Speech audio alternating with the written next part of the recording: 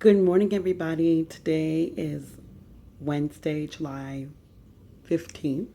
It is 8:23 in the morning, and I just want to give an update because I know I haven't been on Facebook a lot, and I'm probably one of the most prolific posters on Facebook. But if I have nothing to say, then I pretty much don't say anything. And I've been spending a lot of time just praying with God and just trying to figure some things out. So, as you know, on Monday the 13th, I was diagnosed with breast cancer. I found a lump on the 30th, and I went and had the mammogram done and the ultrasound done, which showed a solid mass. It's about 4 centimeters on one, like a little small 1 centimeter on the other. So it's pretty big. How it was undetected is beyond me. I stayed at the doctor's, and on May 6th, just 2 months prior to that, about 6 weeks before that, I had a breast exam done at a doctor's office. So, that kind of hit me kind of hard. And then uh, doing IVF and shooting estrogen, which also can rapidly speed up the growth of any tumors. Beating myself up about that. There's a lot of things I'm going through. But I wanted to make this video to pretty much talk about where I'm at, what I need, what I don't need, what to say, what not to say. Because it seems like it's kind of like all over the place, and it's just a lot. So I figure if I made a video about it, everybody will know. So, one, let's talk about how I've been feeling. Monday, actually, I was doing pretty well, considering getting the news. I did see my chart because I signed up for Relay Health, and my chart, an app that gives you your medical records. I always get that to keep my medical records. So I select my blood work and have copies of my medical chart. I think everybody should do that. Well, in this case, the pathology report was released that way. So I was able to see that it was a carcinoma, and I knew that meant cancer. So when I went to the doctor, he was really upset that I even saw it because he really wanted to, put the pieces of the puzzle together, which are the biopsy results, the pathology report, the PET scan, which looks at you from head to toe to see if the cancer has metastasized and spread anywhere else, and then the breast biopsy, which looks at the breast itself to see your breast wall and within the breast ducts and lymph nodes we're dealing with. I've been a little bit concerned because I do have a lot of back pain. What's interesting is none of this was there before that Sunday night on the 30th that I first discovered the lump. And it was painful and red. So it was like a cyst, but it didn't have fluid. I didn't know that. So it's really interesting how now all these symptoms are there at one time. And I do have an autoimmune disorder that was undiagnosed, as you remember, a couple of years ago, that would flare up. So this all could also be a response to the pain, could be a response to my body fighting this and my autoimmune, my immune system just acting up. So on tomorrow, on Thursday, the 16th at 9 o'clock, I get a PET scan done.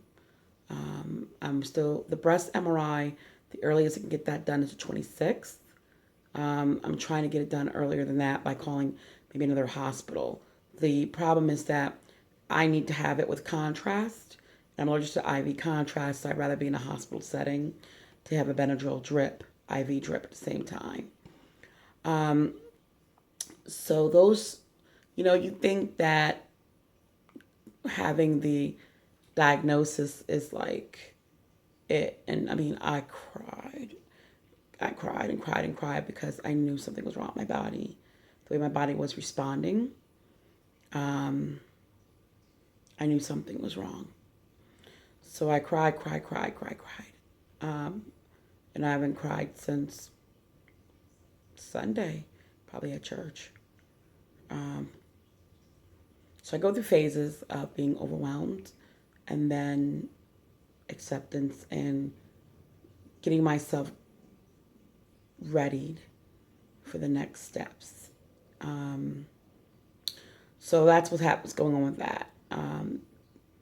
The PET scan, the breast MRI they're scary. I mean, that tells the whole story. And then the oncology team, along with my surgeon who did the biopsy and the radiologist, they all work together to design a treatment plan. And my prayer is to allow God to connect me with the right people. And so far, it's been that way. My breast surgeon is Dr. Norman St. Augustine in Morristown, New Jersey, the Morristown Surgical Associates. He's also a believer. And it's important to me that someone understands that any gift they have, anything, even your hands being an instrument to remove a tumor or do whatever, that it comes from God first. So from God to us, and then we give out to other people. So that's my prayer with that. So I'm not looking for different oncologists and radiologists. I'm praying that God will connect them all together. All the pieces will be in alignment. So far, they have been. I like to get a little bit more sleep. Last night, I did take a muscle relaxer that was working well, and my sleep was interrupted around 1:30 in the morning. My husband woke me up to ask me a question. I never went back to sleep. I'm a light sleeper. So when I'm asleep, it's just let me sleep. So I've been trying to get rest at night and take the muscle relaxer. I haven't needed the anti-anxiety medication since was it Saturday or Sunday with the pathology report. I just been in constant prayer, and sometimes I might need it. So I struggle, as I said before, where people said, "Oh, not people, very few might say, don't take that, and just pray more."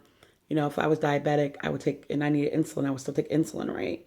So I'm not worried about that. I realized the one thing I realized is that I need to do what's best for me. I'm always worried about other people, how they're doing, how well off they are, and it has created enormous stress on me. The one thing I would love to be is stress free right now. I still have a lot of stress. I don't have to worry about what I'm eating for dinner. I don't have to worry about what's going on with anything, but I do. I mean, I still have to make sure there's a little pile of mail, pile of bills to get through, and I still have to work to make sure that the bills are paid. And I thank God that I have a job that's very flexible, that allows me to take the time I need to do whatever. So I'm still getting my 40 hours in. I thank God for having that, even as a consultant, uh, you know, because otherwise I don't know how we'd be able to make it. Well, I do know God. So I do worry about things. My daughter's in her last trimester of school, and I still have to pay a $2,000 balance on that, and how I'm going to work all that out. But I need to stop thinking so far down the road. That's what gets me in trouble. So let me talk about what's good and what's not good. What should I start with? I'll end on a positive note. So what I don't need is selfishness. I don't want to have to worry about anybody else right now. And I do worry about the people as I can for the day. That I don't know how I'm going to wake up that day. Some days I wake up, I'm irritable because I'm in pain with my back. Or I just uncertainty about certain things. I'm a wife. I just turned 46 on May 31st. I'm a wife, I'm a mother of four kids, 29, 24, 22, 21. Grandmother of four children, 7-year-old, a 2-year-old, a 1.5-year-old, a 5-month-old, and a 0-month-old that will be born on Valentine's Day. So there are a lot of things that, I have a very full life, and a lot of people depend on me.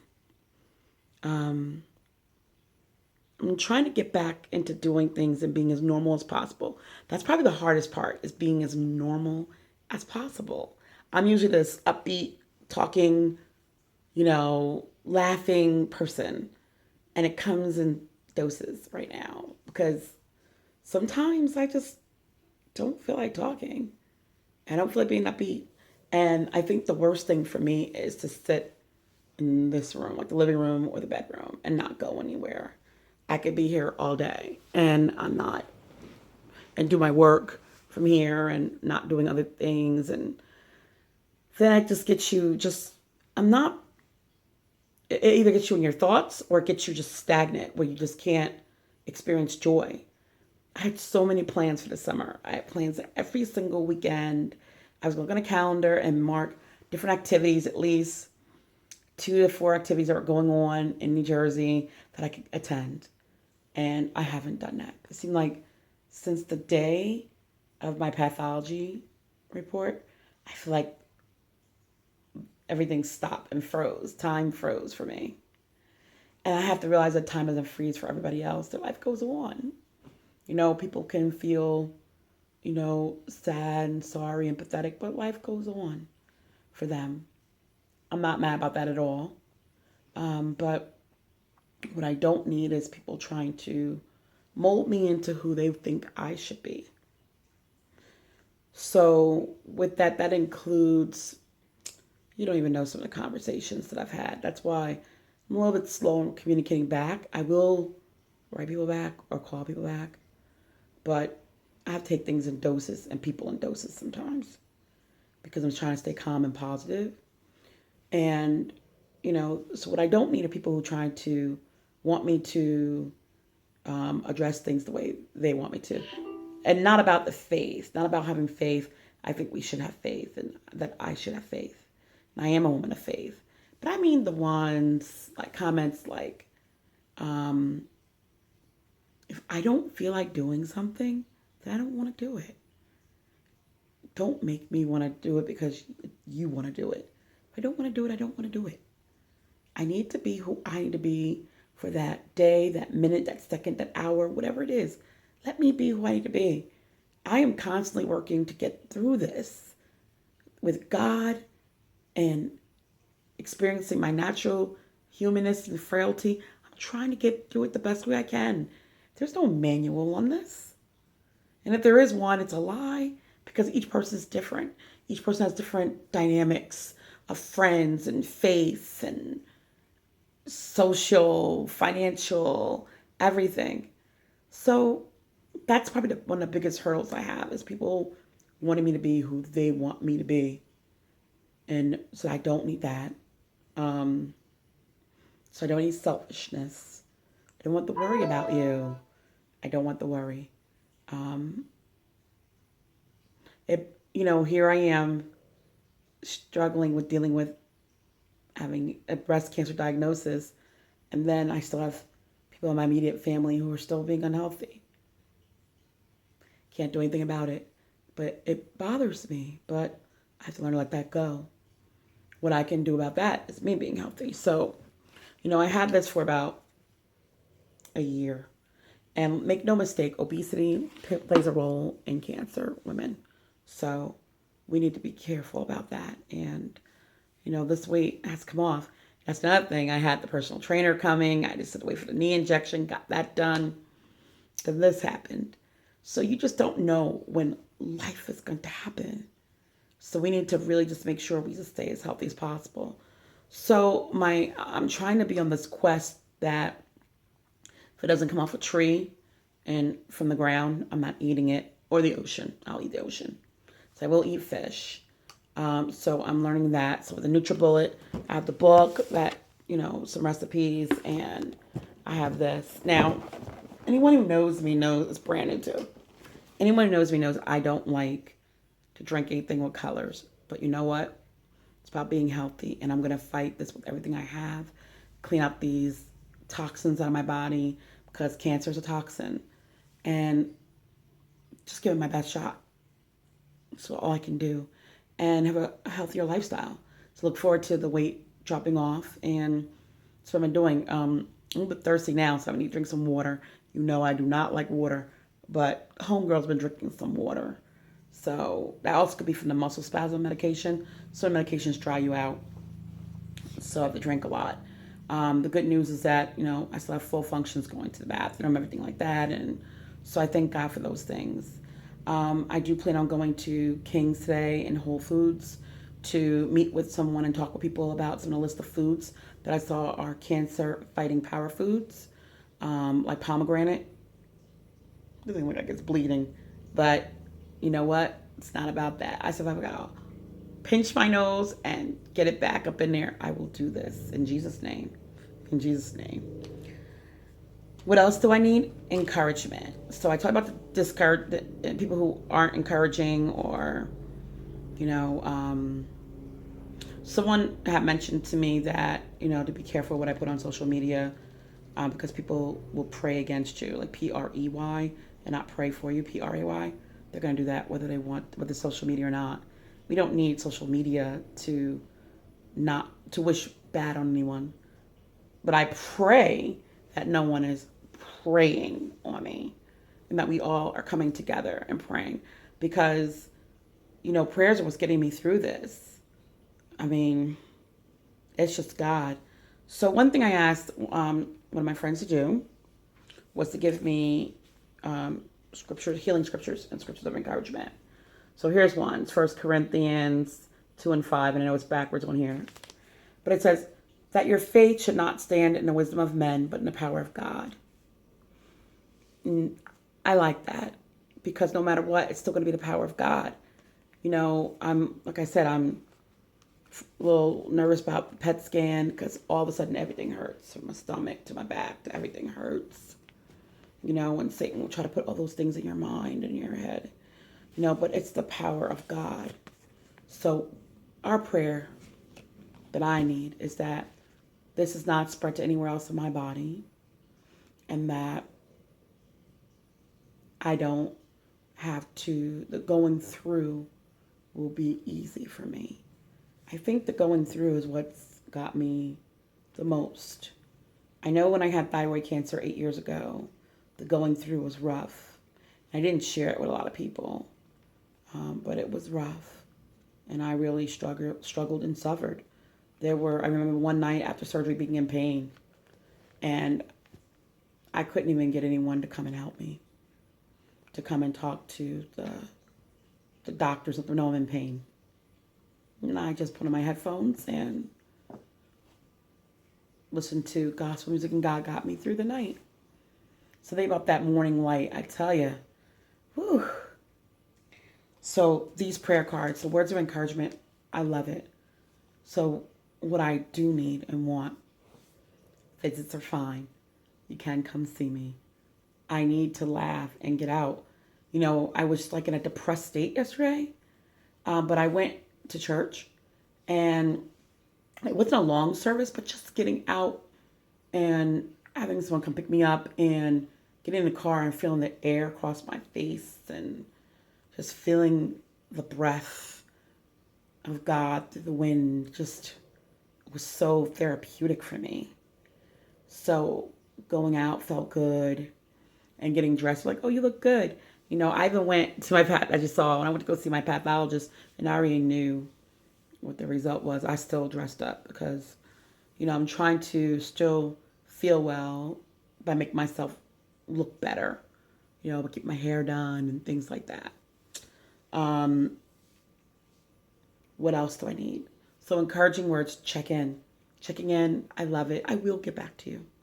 Sometimes I might be slow because I am getting a lot of inboxes, and sometimes, honestly, I don't feel like talking to anybody. It might be that mode in that day, and the next couple of days and next week are going to be another degree. That's what I didn't realize with breast cancer. It's not just the diagnosis. It's a degree of degree of degree of toughness, the road. Pathology report, the PET scan, did it spread? MRI, does it get to your chest walls and your breast walls? Do you need a mastectomy, partial tumor removal, the full thing, radiation, chemo? How will you go? What kind of plan will that be? Stages, side effects, just so much. It's overwhelming. And I'm just trying to take a chunk of it at a time because my mind, me, I'm always forward thinking. That might be good with business, but not with this. It's too much. So I just need peace. I would love for people to come out and you can offer me to go for a walk. I need that. I need to go for a walk because, number one, it releases endorphins, make you feel better. It's being healthy. My doctor said I can't exercise. I just can't do anything tomorrow. So I can't do anything strenuous before the PET scan tomorrow. So anything Friday onward is perfect. Let's go for walks. Let's go for talks. Let's laugh. I want to laugh. I want to have fun and feel as normal as possible. I was asked to cover an event tomorrow for photography. And at first I was like, oh, no. And I'm glad that one of my friends convinced me to just do it. I need to do the things that bring me joy and be as normal as possible. We know that cancer cells are abnormal, but this body, I'm not abnormal. Well, some people might say I'm abnormal, but I need to be as normal as possible. And who is Penny? I'm a lively spirit. I laugh. I enjoy people. And I want to get back to being her. So if I'm sad because I'm not her. And I want to be her again. And right now, and I'm fighting to be her. I really am.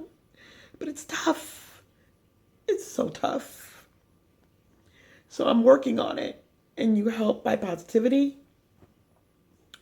And if someone wants to come over and blend with me one day and show me how to blend, you can come today because I don't even know what I'm doing. And I want to be healthy. And, I don't, and I'm serious about this. Like I said, if it's not from the ocean, the tree, or the ground, where do walnuts come from, though? Because those are supposed to be good, too. Then I'm not eating it. In Jesus' name. It just has to be done. There's nothing about it. It's done. Meats, done. Unless it's fish, it's done. So, fish or seafood, I don't even know about that. So I've been trying to see like a nutritionist specialist or something, look them up, try to find out, what are cancer fighting foods that shrink and fight cancer cells. And I did see, like I said, the pomegranate. So I hope I explained the things I need. So I'm sorry, like I said, even to my family, like my husband and my children, if I'm irritable some days. I'm irritable. I don't want to worry about, don't bother me about, I hate to use the word dumb stuff because I don't want to seem mean. But really, I don't really care about those things right now. And I just need peace. I want my home to be a sanctuary of peace where there's healing everywhere I go. Everyone I encounter, there's healing. Every person I talk to, there are healing words. Where I lay my head, there's a healing environment. That's what I need. And that's what I'm going to seek out. So I love you guys, and I hope I didn't seem bitter or angry. And when I said, you didn't take it the wrong way, that's not my intention. I just want to give kind of like give you an update, number one, see how I'm doing, and a little guidance. So keep me in your prayers. Like I said, it's a little... These next weeks are going to be rough for your girl. I know, and I appreciate you guys saying that I'm a strong person and, you seem strength. And I am. But I'm afraid. And I know fear is not of God. But I'm also human. This right here is flesh. So, let's think of something funny we can say. Let's see. What can I say? I can't even think of anything right now. I love knock knock jokes. I don't know why. When I hear the word knock knock, It doesn't even matter what you say. Knock, knock. Something funny about that. It's like, why are you knocking on someone's door or like knock, knock? It just makes me laugh. Always love knock, knock. So I think I need to get back to normal. Like I said, I haven't even watched my same shows. Like my DVR is filled up with things. I haven't been doing my routine. I need to get back into my routine to live, live, live, and stop being frozen. I might as well be like, her name's not Belle. What's her name? Elle? What? I should know because Jerry sings it. Let it go, let it go. Elsa. I'm frozen. I'm like, I might as well be like that. That's how I felt. Like time just stood still. And that's not, no. So, Usa, God is good. He continues to be good. He's the Alpha and Omega. He's seen this moment. He knows it all. He knows all about it. So thank you for watching this. And I'm sorry that it's, oh my goodness, it's 25 minutes. You're probably not even going to watch this whole thing. But love you guys. And till next time.